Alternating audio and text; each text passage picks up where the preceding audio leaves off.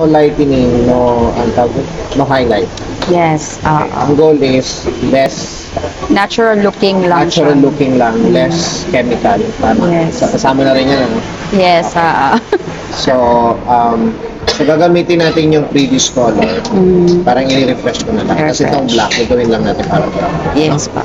Tapos treatment na lang, no? Yes. Yung treatment, anti-freeze, tama ba? Reconstructive treatment. Okay. So, para ma-lessen. Lessen lang ng buwagag, ha? Hindi siya 100% mawawala. Yep. O, bawasan. Okay, sige. Proceed na tayo. Let's go. Maging balayage, eh.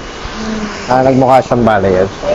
Okay, tsaka tama lang yung color, oh. Yung pagka medium brown niya, tama sa chocolate skin tone mo. Para chocolate. Chocolate. Hindi pwede mocha. Pwede rin. Tama lang, no?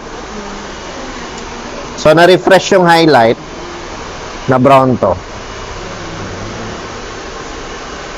Closer mo, direct. Pindutin mo yung gitna para malinaw. Ayan, ang ganda ng kulay. Oh. Kanina kasi medyo, ano yun? Shoutout na yun. Shouting na ito. Kumalma yung itsura niya. Yung tamang term kalma. Ano, no? Ayun yung Oo, tamang term. Kumalma. Kalmado na.